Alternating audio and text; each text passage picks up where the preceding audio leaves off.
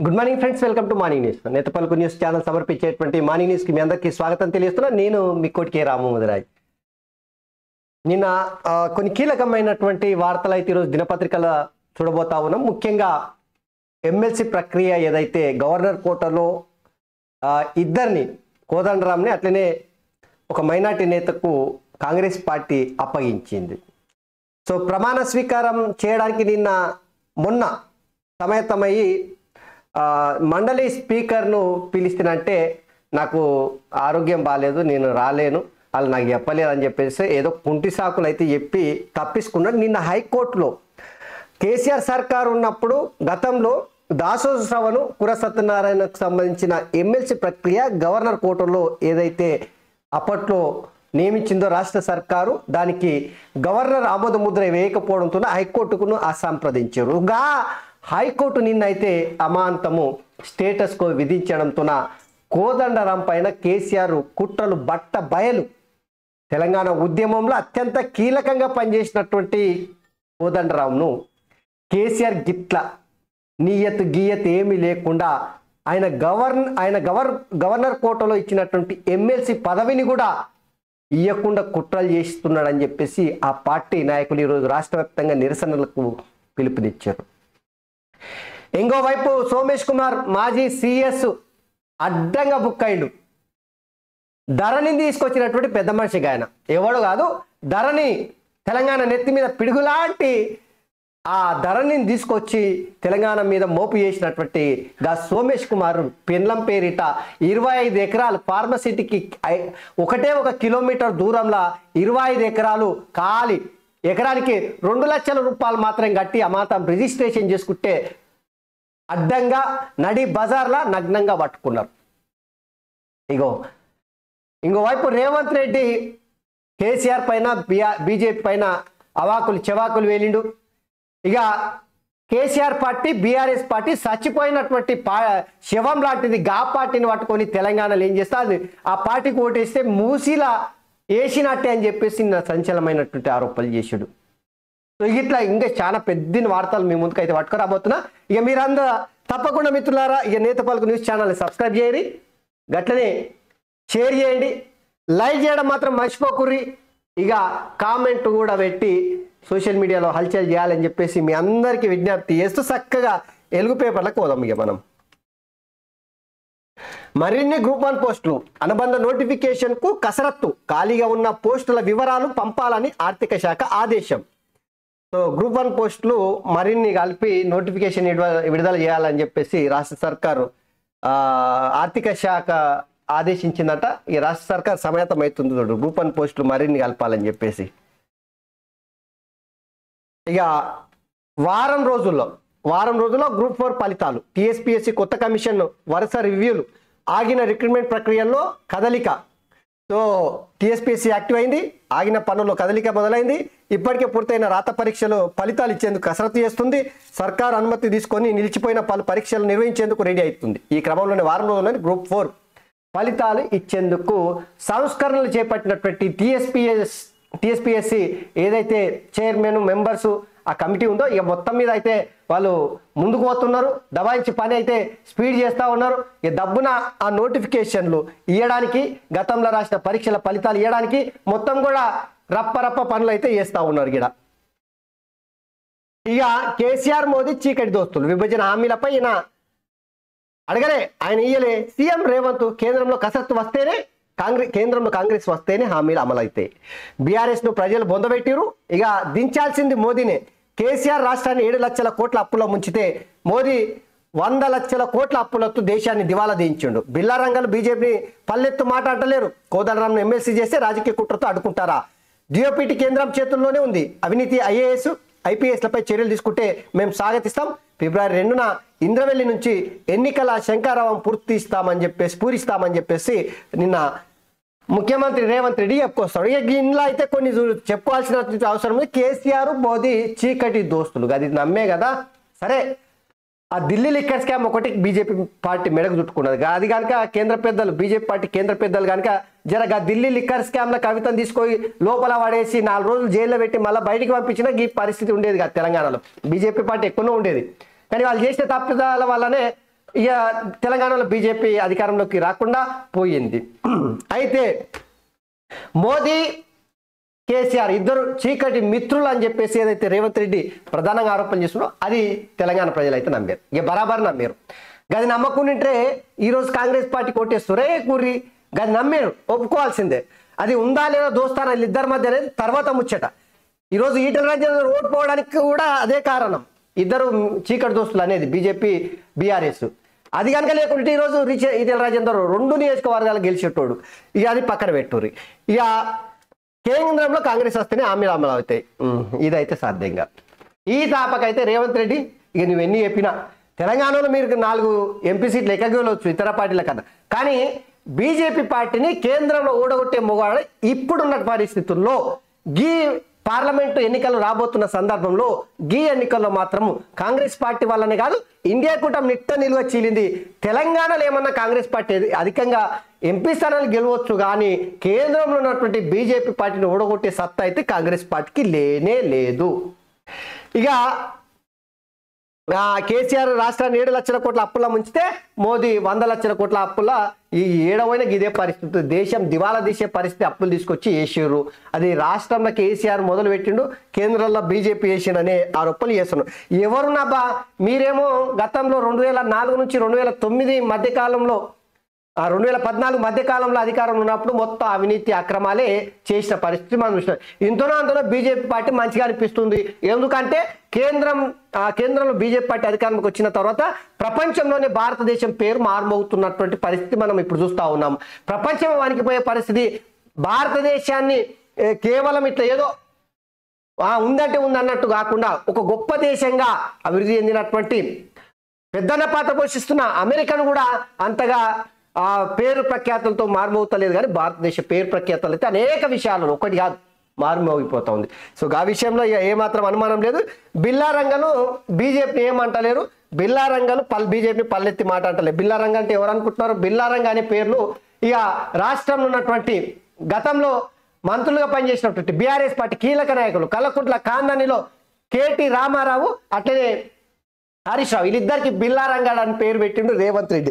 So ఈ పేర్లతో ఆయన బిల్లారంగాలు అని చెప్పేసి పిలుస్తా ఉన్నాడు. నిజంగా తెలంగాణ రాష్ట్ర రాజకీయాలలో వాళ్ళిద్దరికి ఒక ముఖ్యమంత్రి పేర్లు పెట్టి బిల్లారంగాలని సంబోధించడం నిజంగానే ఆశ్చర్యానికి గురి చేస్తూ ఉంది. ఇక కోదండరాంని ఎమ్మెల్సీ చేస్తే రాజకీయ కుట్రతో అడ్డుకున్నారు, అది చూద్దాం. ఇంకా డిఓపీ కేంద్రం చేతిలో ఉంది, అవినీతి ఐపీఎస్లు చర్యలు తీసుకుంటే స్వాగతిస్తాం. ఇక గివి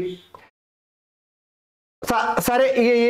నిన్న ముఖ్యమంత్రి రేవంత్ రెడ్డి చేసినటువంటి ప్రధానమైనటువంటి వ్యాఖ్యలు, ఇక ఎమ్మెల్సీ నియామకాలపై స్టేటస్ కో వచ్చే నెల 8 వరకు హైకోర్టు మధ్యంతర ఉత్తర్వులు, తాత్కాలికంగా ఆగిన ప్రమాణ స్వీకారం, కోదండరాంపై కేసీఆర్ కుట్ర, టీజేఎస్ నేడు రాష్ట్ర వ్యాప్తంగా నిరసనలకు పిలుపునిచ్చిందట. సో నిజంగా గవర్నర్ కోట ఎమ్మెల్సీగా కోదండరాం అమీర్ అలీ ఖాన్ నియామక ప్రక్రియపై హైకోర్టు స్టేటస్ కో ఉత్తర్వులు జారీ చేసింది. దీంతో ఎమ్మెల్సీగా బుధవారం చేయబోయే ప్రమాణ స్వీకారం తాత్కాలికంగా ఆగింది. కాగా గవర్నర్ కోట కింద ఎమ్మెల్సీలు గత సర్కార్ దాసు శ్రవణ్, కుర సత్యనారాయణ పేర్లను సిఫార్సు చేసి గవర్నర్ తిరస్కరించిన సంగతి తెలిసిందే. అయినా గవర్నర్ కోటలో సరే ఏ ముచ్చట ముచ్చట దాసు శ్రవణ్ ఓ బీసీ బిడ్డ ఇవ్వాలి ఖచ్చితంగా, అదేవిధంగా కుర సత్యనారాయణ బీసీ బిడ్డ ఇవ్వాల్సిందే తప్పదు. కానీ గతంలో ఏదైతే నియామకాలు చేపట్టిందో గవర్నర్ కోటలో ఎమ్మెల్సీలుగా అది గవర్నరే వీళ్ళు సేవ చేయలేదు, పబ్లిక్ సర్వీస్ చేయలేదు అని చెప్పేసి తిరస్కరించారు.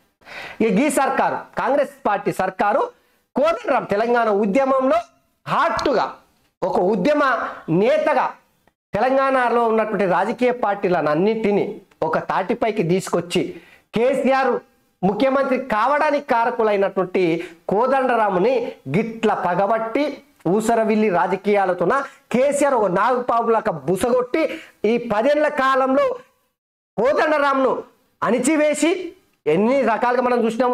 ఆయనకు పదవి ఇయ్యపాయే, తెలంగాణ ఉద్యమం కోసము గంట ఉద్యమాలు చేసినటువంటి నాయకుడిని ఈ రకంగా భూస్థాపితం చేస్తే కాంగ్రెస్ పార్టీ ఏదో ఎమ్మెల్సీ ఇచ్చే ప్రయత్నం చేస్తే దాన్ని కూడా మధ్యలోనే ఆపేసే కుట్ర కేసీఆర్ చేసిందంటే ఇంతకన్నా దరిద్రమైనటువంటి పని ఇంకొకటి ఉంటుందా? చెప్పుర్రి జర మీరు. సో కేసీఆర్ నంగనాచి రాజకీయాలు గిట్టుంటాయి చూడుర్రి. తాననుకున్న వాళ్ళకు భజన చేసేటోళ్ళకి, తప్పెట్టు కొట్టేటోళ్ళకి, సీటీలు కొట్టేటోళ్ళకు, పీకేలు ఊదేటోళ్ళకి, గాళ్ళకైతే ఏదైనా వేస్తాడు. కానీ తెలంగాణ కోసం కేసీఆర్ ఇంకా బుద్ధి తెచ్చుకోకపోతే ఎట్లా అబ్బా, ఇంకా బుద్ధి రాకపోతే ఎట్లా? బండకేసి కొట్టిరు బీఆర్ఎస్ పార్టీని. ఇంకా గిట్లాంటి తుమ్మతాకట్ల పనులతోనే, ఇట్లాంటి పనికి మాలిన పనులతోనే కేసీఆర్ పాలన చేస్తారంటే ప్రజలు బండకేసి కొట్టారు. ఇప్పుడు కూడా సిగ్గు రాకుండా ఇట్లా హైకోర్టుకి వెళ్ళి హైకోర్టు ధర స్టేటస్కో విధించారంటే నిజంగా ఇది చాలా నష్టం చేయకు బీఆర్ఎస్ పార్టీకి అయితే నష్టం కలుగుతుంది. ఈ విషయంలో ఏం అనుమానం లేదు, మీరు చూడర్రి.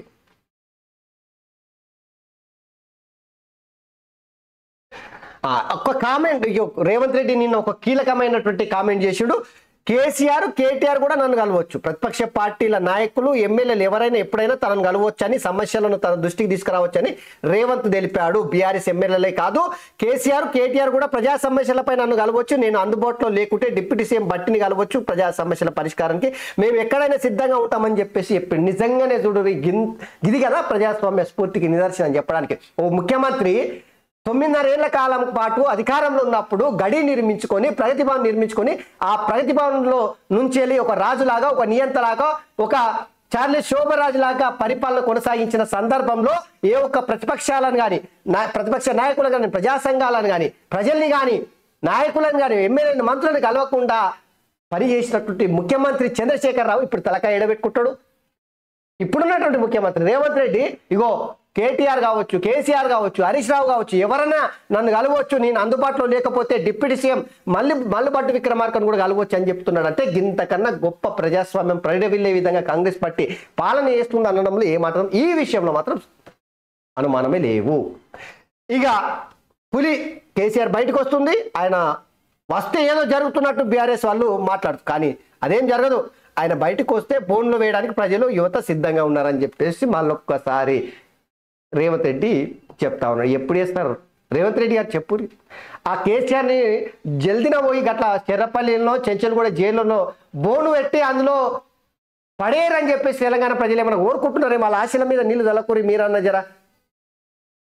ఏ కేసులో ఇరికిస్తాడో మరి చూడాలి.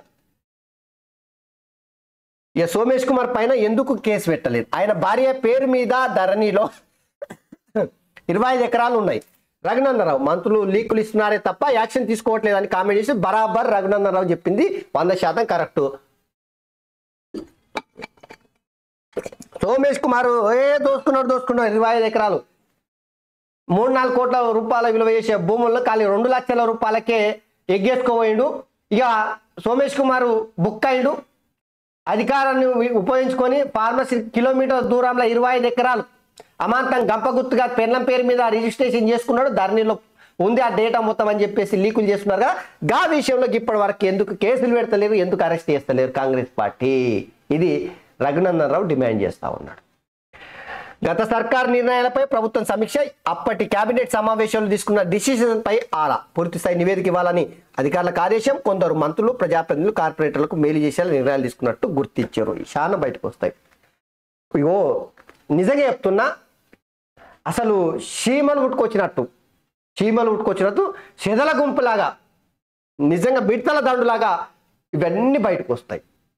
కాంగ్రెస్ పార్టీ కనుక గత ప్రభుత్వం చేసినటువంటి అనేక నిర్ణయాలపైన సమీక్షలు కనుక వేస్తే పుట్టగొడుగులాగా మొత్తం బయట పడతాయి. నేను చెప్తున్నా కదా. సో ఆ పని అయితే గత సర్కారు తీసుకున్న నిర్ణయాలపైన ఈ సర్కారు అయితే కీలకంగా సమీక్షలు చేయడానికి ఇగో నిర్ణయాలు తీసుకుంటుందంట. ఖచ్చితంగా తెలంగాణ ప్రజలు స్వాగతిస్తారు దీన్ని ఖచ్చితంగా. నిజాం షుగర్స్ పై కదలిక, చక్కెర ఫ్యాక్టరీల రీఓపెన్ దిశగా రాష్ట్ర సర్కారు చర్యలు, విధి విధానాల కోసం మంత్రి శ్రీధర్ బాబు సారథ్యంలో కమిటీ 2-3 రోజుల్లో కార్యాచరణ షురూ చేస్తారంట. ఓకే. ఇక ప్రపంచ అవినీతి ఇండెక్స్ లో ఇండియాకు 93వ ర్యాంకు, గతేడాదితో పోలిస్తే 8 స్థానాల కిందకు. 76వ స్థానంలో చైనా, 133వ స్థానంలో పాక్. అతి తక్కువ అవినీతి ఉన్న దేశంగా డెన్మార్క్ మొదటి ర్యాంకు.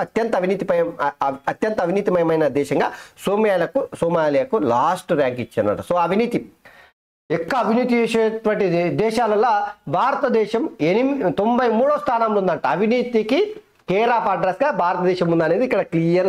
అది రాజకీయ నాయకులు కావచ్చు, అధికారులు కావచ్చు, వ్యవస్థలు కావచ్చు, అవినీతి చేసుట్లా భారతదేశం ప్రపంచంలోనే 93వ స్థానంలో ఉందంటే నిజంగానే భారతదేశం అభివృద్ధి చెందకపోవడానికి కారణం ఇదే చూడండి. అవినీతి చేసే నాయకులు కనుక దేశంలో లేకపోతేనంటే భారతదేశం ప్రపంచాన్నే వెళ్తుంది. అబ్బా అనుమానం లేదు, ప్రపంచాన్నే వెళ్తుంది. ఏం చేస్తాం? డబుల్ ఇల్లు ఇప్పిస్తామని ఒక్క ఊర్లోనే 2 కోట్లు వసూలు. 100 మంది నుంచి కమిషన్లు తీసుకున్న లీడర్లు ఒక్కొక్కరి నుంచి 1,70,000 నుంచి 3 లక్షల వసూలు. ఇక ఓ బాధితురాలి ఫిర్యాదుతో బీఆర్ఎస్ నేతపై చీటింగ్ కేసు మహబూబాద్ జిల్లా చిన్నగూడూరులో వెలుగులోకి వచ్చిందంటే బీఆర్ఎస్ పార్టీ లీడర్లు చూడు ఒక్కొక్క గరాన మోసాలు చూడు బయటకు వస్తున్నాయి. డబుల్ బెడ్రూమ్లు ఇప్పిస్తామని చెప్పేసి 1,70,000 నుంచి 3 లక్షల రూపాయలు వసూలు చేసిరట. కానీ ఒకటే ఊర్లో 2 కోట్లు వసూలు చేసిరట లీడర్లు. ఎంత దోపిడీ చేసిర్రా నాయన, ప్రజల్ని జలగలగా పీల్చుక తిన్నారు కదా, కమిషన్లతోనే పీల్చుక తిన్నారు చూడు. దళిత బంధు ఇప్పిస్తానని 6 లక్షల కమిషన్, డబ్బులు వాపస్ ఇవ్వాలని సర్పంచ్ ఇంటి ముందు బాధితుల ధర్నా. సిద్దిపేట జిల్లా దూల్మిట్ట మండలం తోర్నాలలో ఘటన జరిగిందంట. ఓరి అమ్మ, దళిత బంధు ఇప్పిస్తామని 6 లక్షల రూపాయలు లంచం తీసుకున్నారట. ఏం చేయాలరా నాయన, ఇంకా చానున్నాయి. పుట్టగొడుగులాగా ఉట్టుకొస్తున్నారు వీళ్ళంతా, బయటపడుతున్నాయి. బీఆర్ఎస్ పార్టీ నాయకులు చేసినటువంటి గరాన మోసాలు, దోపిడీలు, కమిషన్ల వసూలు, ప్రజల్ని పీల్చి పిప్పి చేసినటువంటి మొత్తం ఒక్కొక్కటి బయటకు వస్తా ఉన్నాయి. తెలంగాణ రాష్ట్ర సర్కారు ఇప్పుడు కాంగ్రెస్ పార్టీ ఇలా మీద కేసులు బనాయించి లోపల పడేస్తుందా లేదా ఇప్పుడు ప్రశ్న. ఇది దొరికిరు దొంగలు అడ్డంగా నగ్నంగా దొరుకుతున్నారు బజార్లా. ఇప్పుడు ఇగో ఇక ఇమ్రాన్కు 10 ఏళ్ల జైలు శిక్ష చేసిరట ఆ పార్టీ. ఆయన పాకిస్తాన్ మాజీ ప్రధాని ఇమ్రాన్ ఖాన్కు ఆ దేశ స్పెషల్ కోర్టు 10 ఏళ్ల జైలు శిక్ష విధించిందంట. అధికారిక రహస్యాల పత్రాల దుర్వినియోగం కేసు, సైఫర్ కేసు అంట, శిక్ష పడ్డదంట. ఇక ఇలా ఈడీ ముందుకు సోరెన్ భూకుంభకోణంలో ఆరోపణలు ఎదుర్కొంటారు జార్ఖండ్ సోయం. సోరెన్ ఈరోజు ఈడీ ముందుకు 30 గంటల పాటు అజ్ఞాతంలో ఆయన ఉన్నాడు ఈ పొద్దు జార్ఖండ్లో. సో మొత్తం మీద అయితే ఈడీ ముందుకు పోతా ఉన్నట్టు, అరెస్ట్ అయితే పెన్లా ముఖ్యమంత్రి అయ్యే అవకాశం ఉంటుందంట. ఇక మాకు నితీష్ అక్కర్లేదు, మోదీకి భయపడి BRS CM Nitish Kumar U turn తీసుకున్నారని, ఇండియా కూటమి ఆయన అవసరం లేదని ఆ కాంగ్రెస్ అగ్రనేత రాహుల్ గాంధీ అన్నారు. బీఆర్ఎస్లో సామాజిక న్యాయం కోసం మహాగఠబంధన్ పోరాటాన్ని కొనసాగిస్తుందని చెప్పేసి రాహుల్ గాంధీ చెప్తా ఉన్నాడు. సో ఇవి వెలుగు పేపర్లు ఉన్నటువంటి వార్తలు. ఒకసారి ఆంధ్రజ్యోతిలో చూద్దాం. ఇయ్యదుడు దొంగ ఎట్ట బట్టబయలైందో చూడుర్రి. సోమేష్ భూములపై సర్కారు ఆరా, ఫార్మసిటీకి కిలోమీటర్ దూరంలో 25 ఎకరాల కొనుగోలు. రెవెన్యూ స్పెషల్ చీఫ్ సెక్రటరీగా ఉన్నప్పుడే భార్య పేరు రిజిస్ట్రేషన్. పక్కనే సన్నిహిత కుటుంబానికి 123 ఎకరాలు. సోమేష్ కుటుంబానికి వారం తేడాతో వాటి రిజిస్ట్రేషన్. ఏదో మతలాబు. రేరా ఇన్ఛార్జి కార్యదర్శి శివబాలకృష్ణ సస్పెన్షన్. ఉత్తర్వులు జారీ చేసిన ప్రభుత్వం 8 రోజుల పాటు ఏసీపీ కస్టడీకి అనుమతి. ఎంత ఈ సోమేష్ కుమార్ సిఎస్ గా పనిచేసిండు. అంతకుముందు రెవెన్యూ స్పెషల్ చీఫ్ సెక్రటరీగా ఉన్నప్పుడే పెన్లం పేరు మీద 25 ఎకరాలు రాసి పెట్టుకున్నాడట, రిజిస్ట్రేషన్ చేసుకున్నట్ట. ఈ బంధువుల పేరు మీద కుటుంబానికి వారం తేడాతో మళ్ళా దగ్గరున్న వాళ్ళకంట 123 ఎకరాలంట. ఒరే కొరక కాంగ్రెస్ రేవంత్ రెడ్డి గారు మీకు దండం పెడతాం. నువ్వు చెప్పినావు పదే బీహారీ బ్యాచ్ మొత్తం మోపైంది, తెలంగాణను లూటీ చేస్తూ ఉంది, ధరని తీసుకొచ్చి ఆగం చేసింది, తెలంగాణను సర్వనాశనం చేస్తూ ఉంది. కేసీఆర్ కూడా బీహార్కి సంబంధించిన వాళ్ళ తాత ముత్తాతలు బీఆర్ఎస్ పార్టీ బీహార్కి సంబంధించిన వాళ్ళే కాబట్టి వీళ్ళంతా మోపై తెలంగాణను మొత్తం లూటీ బయటపడ్డది. ఏం చర్యలు తీసుకుంటావు ఇప్పుడు? సోమేష్ కుమార్ని తీసుకొని చెర్లపల్లి జైలు వేస్తావా లేదంటే చెంచల్ కూడా జైలు వేస్తావు? ఏడేస్తావు? ఫస్ట్ కేసు పెట్టు, తీసుకొని లోపల పడేస్తారా ఎట్లా? ఒక్క కుటుంబానికి 123 ఎకరాలు, 25 ఎకరాలు పెన్లం పేరు మీద, ఇంకా ఎన్ని ఉన్నాయో కోకోలలో, ఇంకెంతగానం ఉన్నాయో. ఎప్పుడు వేస్తారు జైల్లో? ప్రజలు అడుగుతున్నారు, ఇది నేను కాదు. అన్నిట్లలో అక్రమాలే జరిగినాయి అంటున్నారు. మరి ఏడ పట్టుకుంటున్నారు? పట్టుకొని ఎప్పుడేస్తారు? సో ఇది సోమేష్ కుమార్కి సంబంధించినటువంటిది. ఇక సోమేష్ కుమార్ బయటపడ్డా అంటే శివబాలకృష్ణ రేరా ఇన్ఛార్జిగా కార్యదర్శిగా ఉన్నాడు కదా, శివబాలకృష్ణ 400 కోట్ల రూపాయల ఆస్తులను కూడబెట్టినది. ఇక ఏసీబీ వాళ్ళు పట్టుకుంటే మొత్తం కూపీలో అయితే డంక మొత్తం బయటకు వచ్చింది. డొంకంతా కదిలినట్టు మొత్తం బయటకు వచ్చింది. ఈ సోమేష్ కుమార్ సంబంధించినటువంటి చిట్టా మొత్తం ఇప్పుడు సర్కారు చేతిలో ఉంది. సర్కారు ఏ నిర్ణయం తీసుకుంటుంది? కేవలం లీకులు ఇచ్చి, మీడియాకు సమాచారం ఇచ్చి ఖాళీ ప్రచారం చేసుకొని బయటపడతా, లేదంటే చర్యలు తీసుకుంటుంది అనేది పెద్ద ప్రశ్న. తలకు మించినటువంటి భారంగా మారుతుంది ఇప్పుడు ఇవి. బీఆర్ఎస్ వచ్చిన పార్టీ, రాష్ట్ర ప్రజలు దాన్ని బొందబెట్టేశారు. ఆ పార్టీకి ఓటేస్తే మూసిలు వేసినట్టే. బీజేపీ నిలువరింత కాంగ్రెస్కి సాధ్యం. బీఆర్ఎస్ బీజేపీ కుమ్మక్కు పాలిటిక్స్. కాంగ్రెస్ ఉండటమే మంచిది కాదన్న ధోరణిలో బిల్లారంగ మాటలు ఉన్నాయి. మోదీని మళ్ళీ ప్రధాని చేయడమే మీ చీకటి ఒప్పందమా? రేవంత్ ధ్వజం. కేంద్రంలో కాంగ్రెస్ గెలిస్తేనే విభజన చట్టంలోని హామీలన్నీ అమలైతాయి. అందుకు రాష్ట్రంలో 15 సీట్లు నెగ్గాలి. ప్రదేశ్ ఎన్నికల కమిటీ భేటీలో సీఎం. సార్వత్రిక ఎన్నికల్లో పార్టీ టికెట్ ఆశించే వారి నుంచి దరఖాస్తులకు ఆహ్వానం. ఫిబ్రవరి 3వ తేదీన సాయంత్రం 5 గంటల వరకు స్వీకరించేట్టున్నట్టు వెల్లడి. జనరల్ స్థానాలకు 50,000 రుసుము, రిజర్వ్ సీట్లకు 25,000. సో ఇందులో ప్రధానంగా 17 సీట్లు కాంగ్రెస్ పార్టీ తెలంగాణలో ఎంపీలు గెలవాలని చెప్పేసి వాళ్ళు లక్ష్యం పెట్టుకొని ముందుకు వెళ్తూ ఉన్నారు. ఇక ఆ ఎంపీ అభ్యర్థుల ఫైనల్ చేయడానికి కోసం ఇప్పుడు వాళ్ళకు అభ్యర్థుల నామినేషన్లు స్వీకరించడానికి సమాయత్తమవుతా ఉంది కాంగ్రెస్. సో మొత్తం మీద అయితే బీఆర్ఎస్ పార్టీ తెలంగాణలో సచ్చిన పార్టీ. సో సచ్చిన పార్టీని మరి బతికిస్తారా, సచ్చిన పార్టీని బొంద పెడతారా? రేవంత్ రెడ్డి చేతులు అయితే ఏముండదు. ఇది రాజకీయంగా ఏదన్నా జరగవచ్చు. ఎప్పుడు కూడా రాజకీయాలలో హత్యలు ఉండవు, ఆత్మహత్యలే ఉంటాయి. మరి ఇప్పుడు బీఆర్ఎస్ పార్టీ ఆత్మహత్య చేసుకోబోతా ఉందా, లేదంటే హత్యలు చేయబోతా ఉందా? సో ఇది తెలంగాణ రాష్ట్ర రాజకీయాల్లో నిజంగా చర్చ నడుస్తున్న వేళ బీఆర్ఎస్ పార్టీ సచ్చిన పార్టీ అని రేవంత్ రెడ్డి కామెంట్ చేయడం కొంత ఆసక్తికి రేకెత్తించింది. ఇక ఇంటింటికి నల్ల నీళ్లు బాధ్యత సర్పంచులకు, తాగునీటి కోసం నియోజకవర్గానికి 1 కోటి, వేసవిలో ఎద్దడి తలెత్తవద్దు, నదులతో పాటు కొత్త రిజర్వాయర్లను వినియోగించుకోవాలి, తాగునీరు అందని ప్రాంతాలపై సమగ్ర సర్వే, అనుసంధానం లేని గ్రామాలకు రోడ్లు వేయాలి. పంచాయతీరాజ్ సమీక్షలో సీఎం రేవంత్ రెడ్డి. సో సర్పంచ్లే లేరు ఇప్పుడు ప్రస్తుతానికి అయితే. అయిపోయి వాళ్ళ కాలం ఈ రోజుతో అయిపోతున్నది అనుకుంటా. మరి సర్పంచ్లకే తాగునీళ్ళ బాధ్యత ఇస్తున్నారంటే మరి ఎట్టనో మళ్ళీ ఎన్నికలు జరిగిన తర్వాత ఇస్తారు. ఈ 60 రోజుల్లో సార్వత్రిక ఎన్నికలు. ఏప్రిల్ 7 లేదా 8వ తేదీల్లో రాష్ట్రంలో పోలింగ్. రేవంత్ కనివిని ఎరగని రీతిలో ఇంద్రవెల్లి బహిరంగ సభ టీపీసీసీ అధ్యక్షుడు చెప్తా ఉన్నాడు. ఇక చూడు ఆగిన కోదండరాం ప్రమాణం. గవర్నర్ కోటలు 2 ఎమ్మెల్సీల భర్తీపై high court status quo. Kodandaram, Ali Khan నియామక జీవోపై బీఆర్ఎస్ సవాల్. వాళ్ళిద్దరిని ప్రతివాదులుగా చేర్చాలంటూ మధ్యంతరంలో పిటిషన్. ఇక నియామక నోటిఫికేషన్ పై వచ్చే నెల 8 వరకు యథాతథ స్థితి. దాంతో నిలిచిపోయిన 2 ఎమ్మెల్సీల ప్రమాణ స్వీకారం. ఈ కోదండరాంపై కేసీఆర్ కుట్ర, ఆయనది నీచ రాజకీయం. నేడు రాష్ట్రంలో నిరసన. తెలంగాణ జనసమితి వెల్లడించింది. రాష్ట్ర వ్యాప్తంగా తెలంగాణ జనసమితి నిరసనకు పిలుపునిచ్చింది. నిజంగా చెప్పాలంటే కేసీఆర్ ఒక నియంత, ఒక నీతి మలిన రాజకీయ నాయకుడు. కేసీఆర్ లాంటి రాజకీయ నాయకులు తెలంగాణకు అక్కర్లేదని ఆ పార్టీని బండకేసి కొట్టినా కూడా ఇంకా కూడా సిగ్గొస్తలేదు ఈ బీఆర్ఎస్ పార్టీ నాయకులకు. కోదండరాంని ఎమ్మెల్సీగా కాంగ్రెస్ పార్టీ నామినేటెడ్ గవర్నర్ కోటలు చేస్తారంటే దాన్ని కూడా అడ్డుపుల్లు వేసేసిండు, మంట పెట్టేసిండు. ఇవాళ రాష్ట్ర వ్యాప్తంగా నిరసన కార్యక్రమాలకైతే పిలుపునిచ్చారు. కులగణనకు 160 కోట్లు. సామాజిక ఆర్థిక విద్య కుల సర్వే పేరిట ప్రక్రియ 6-8 నెలల సమయం పడుతున్న అంచనా. కేబినెట్ ఆమోదం తర్వాత అసెంబ్లీలో ప్రకటన. సర్వే కోసం ప్రత్యేకంగా కమిషన్ ఏర్పాటు చేయబోతా ఉన్నారట. సో నిజంగా తొందర చేయని రప్పని అమ్మ. ఇది కులగణన చేయకపోవడం వల్ల రిజర్వేషన్లు, సంక్షేమం, అభివృద్ధి కుంటుపడిపోతా ఉన్నాయి. కులగణన అనేది చాలా కీలకమైనటువంటిది. కులగణన జరిగితే ఏ కుల జనాభా ఎంత ఉందో, ఏ కులం ఏ పరిస్థితుల్లో ఉందో, అభివృద్ధి ఉందా, పేదరికంతో ఉందా, కారు ఉందా, ఇల్లుందా, సంక్షేమం అభివృద్ధి చెందిన రాలేదా, గిట్లా చెప్పుకుంటూ పోతేనంటే రిజర్వేషన్ల నుంచి మొదలుకొని, ఉద్యోగాల నుంచి మొదలుకొని, భూముల నుంచి మొదలుకొని, ఇండ్ల నుంచి మొదలుకొని వాళ్ళ ఆర్థిక స్థితిగతులు పూర్తి స్థాయిలో సంపూర్ణంగా శాస్త్రీయంగా ఈ కులగణన జరిగినప్పుడే తెలంగాణలో అందరు అభివృద్ధి చెందడానికి అవకాశం ఉంటుంది. రాష్ట్ర ప్రభుత్వం ఆ రకంగా నిర్ణయం తీసుకుంటే మంచిగా ఉంటుంది. దానికోసం కమిషన్ కూడా ఏర్పాటు చేయడం నిజంగా అందరూ స్వాగతించాల్సినటువంటి అంశం ఇది. ఇక మనిషి మెదడులో మస్క్ చిప్ న్యూరాలింక్ సంస్థ అమర్చినట్టు తెలిపిన టెక్ బిలియనియర్. ఫోన్లు, కంప్యూటర్లకు వైర్లెస్గా అనుసంధానమై ఆలోచనతోనే వాటిని నియంత్రించగలిగే బ్రెయిన్ కంప్యూటర్ ఇంటర్ఫేస్.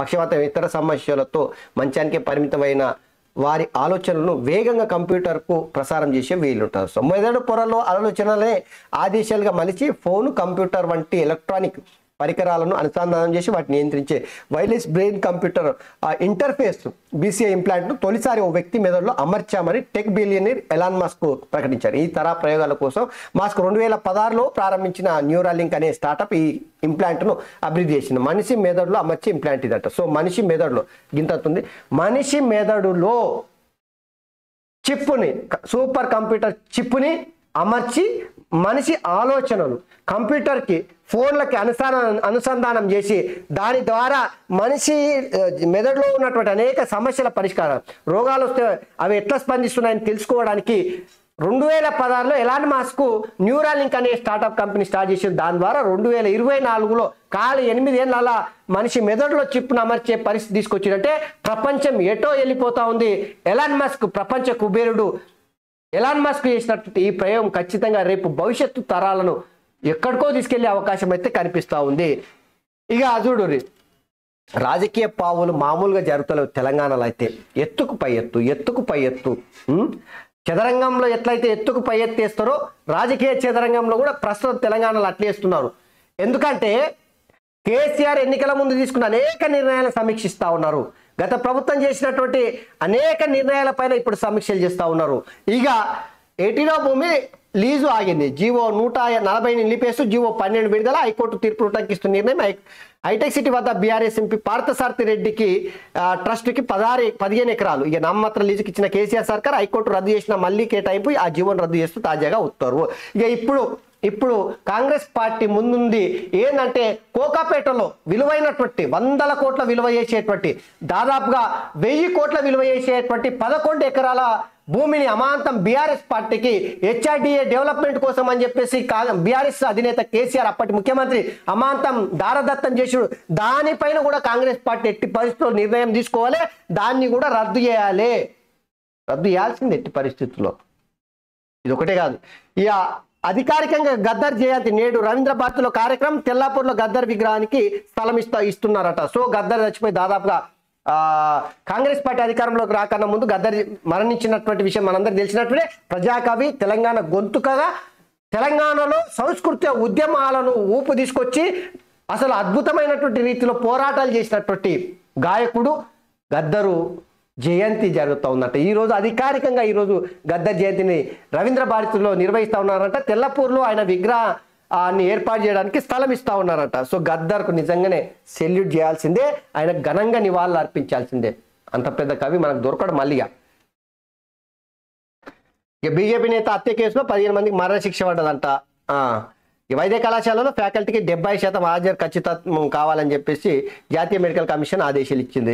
నేటి నుంచి బడ్జెట్ సమావేశాలు కొత్త పార్లమెంట్ భవనంలో తొలిసారి జరగబోతా ఉన్నాయట. సో కొత్త పార్లమెంట్ భవనంలో మొట్టమొదటిసారి పార్లమెంట్ సమావేశాలు జరగబోతా ఉన్నాయంటే ఈ రోజు నుంచి ప్రారంభమవుతా ఉన్నాయి. ఈ ఉమ్మడి కార్యాచరణపై కొరవడిన ప్రతిపక్షాల కూటమి అయిపోయింది. దానిపై ఇండియా కూటమి ఖతమైపోయింది. చండీగఢ్ కార్పొరేషన్ బీజేపీ చేతికి. నాటకీయ పరిణామాల మధ్య ఎన్నిక. బీజేపీకి 16, ఆప్ కాంగ్రెస్ కూటమికి 20 ఓట్లున్నా కూడా 8 విపక్ష ఓట్లు చెల్లవన్న ప్రిసైడింగ్ ఆఫీసర్ అధికారి ఆదికే ఉన్నప్పటికీ ఓడిన ఆమ్ ఆద్మీ పార్టీ. చండీగఢ్ మున్సిపల్ ఎన్నికలలో సో కార్పొరేషన్ ఎన్నికలలో బీజేపీ పార్టీ అనూహ్యంగా విజయం సాధించిందంట. కానీ 16 స్థానాలు వాళ్ళకు ఉన్నాయట. 20 స్థానాలు కాంగ్రెస్ పార్టీ ఆమ్ ఆద్మీ పార్టీకి ఉంటే చెతికిల పడ్డారట. సో 8 మంది ఓట్లు చెల్లని చెప్పేసి ప్రిసైడింగ్ ఆఫీసర్ తేల్చడంతో బీజేపీ పార్టీ అక్కడ చండీగఢ్ కార్పొరేషన్ చేతికి తీసుకున్నది. రాంచీలో హేమంత్ ప్రత్యక్షం. 30 గంటల అదృశ్యం తర్వాత రాష్ట్ర రాజధానికి జార్ఖండ్ సీఎం ఎమ్మెల్యేలతో భేటీ. పాల్గొన్న సీఎం భార్య కల్పన. అందరూ రాజధాని ఉండాలని సూచన. పరిస్థితులపై సీఎస్ బీజేపీ గవర్నర్ సమావేశం. నేడు హేమంత్ సోరెన్ను ప్రశ్నించిన నాయుడు అరెస్ట్ చేస్తే ముఖ్యమంత్రిగా సతీమణి కల్పన అయ్యే అవకాశం ఉంటుంది. రాంచీ చేరుకున్న అనంతరం ఎమ్మెల్యేతో సోరెన్ను అభివాదం చేస్తున్న పరిస్థితి. సో 30 గంటల నిరీక్షణకు 30 గంటల పెద్ద ఎత్తున ఆయన అసలు ఎక్కడున్నాడు, ఏడబోయిండు, ఏమైండు అని చెప్పేసి చర్చ జరుగుతున్న వేళ ప్రత్యక్షమైంది జార్ఖండ్లో. ఇక నాబార్డు రుణ ప్రణాళిక 2.80 లక్షల కోట్లంట. ఇవి జ్యోతిలో ఉన్నటువంటి వార్తలు ప్రధానమైనటువంటి. ఒకసారి ఇక సంసారి వార్తలే ఉంటాయి. ఇలా పతివార్త వార్తలే, ఇక వేరే ఉండవు. నమస్తే తెలంగాణలో అద్భుతంగా ప్రజల కోసం మాత్రం ఆ పత్రిక నడుస్తుంది కాబట్టి సంసారి వార్తలు మాత్రం ఉంటాయి. సో ఇక చూడు సూర్యన్ భార్యకు సీఎం పగ్గాలు. ఓకే, శివబాలకృష్ణపై సస్పెన్షన్ వేటు. ఈ శివబాలకృష్ణ అనేటోని రెరా సెక్రటరీగా గత ప్రభుత్వం నియమించింది. అంతకుముందు హెచ్ఎండిఏ డైరెక్టర్ కూడా గా టైంలోనే అడ్డగోలుగా జిఎస్ సోమేష్ కుమార్ లాంటి వాళ్ళు అనేక మంది ఈరోజు దోసుకోవడానికి అవకాశం కల్పించింది ఎవరయ్యా? కేసీఆర్ కాదా? తీసుకొని లోపల పడేసే సత్తా ఈ కాంగ్రెస్ పార్టీలోకి ఉందో లేదో తెలుస్తలేదు. మరి ఇక ఎగువన ఎండబెట్టి దిగువకు పారకం. మంత్రి కోసం ఎస్ఆర్ఎస్పి స్టేజ్ 1 ఆయకట్టు పనం. ఇక టేలెండ్ మాటున జలాల తరలింపు. ఎగువ డిస్ట్రిబ్యూటర్లకు నామమాత్రంగా నీళ్లు. అది కూడా ఈ బద్నాం చేసే వార్తలే ఉంటాయిరా నాయన. పనికొచ్చే వార్తలు ఒక్కటి కూడా ఉండవు. ఇలా బద్నాం చేసుడు, బట్టగాల్చి మీదేసుడు, ఏం వాడతారా నాయన ప్రజలు చూసేటట్టు ఏ రాదు. చిన్నపిల్లలు ఎరిగితేనంతే తుడుచుకోవడానికి కూడా రానటువంటి పత్రికగా మారిపోయింది. అందుకని బండకేసి కొట్టినా కూడా ఇంకా సిగ్గు వస్తలే వీళ్ళకు. ఈ దామగుండంపై కొండంత అబద్ధం, రాడార్ కేంద్రంపై గంతలు. ఇది ఇడిచి పెడతలేదు దీన్ని. అయితే నేవీ రాడార్ స్టేషన్ దామగుండంలో వికారాబాద్ జిల్లాలో ఏర్పాటు చేస్తామని చెప్పేసి ఆ నేవీ అధికారులు రేవంత్ రెడ్డిని కలిస్తే ఆ పొద్దు నుంచి మొదలుకొని ఈ పొద్దు వరకు దినామింత 25% న్యూస్ పేపర్ మొత్తం ఫ్రంట్ పేజీలో 25% దానికే కేటాయిస్తున్నారు. ఏమిట్లకేమి కాలేదు కానీ ఏడబెడితే ఇంకటమ్మ అన్నట్టునే కనిపిస్తుంది. ఏం కాలేదు, ఇది ఖాళీ పోయి కలిసిరు అంతే.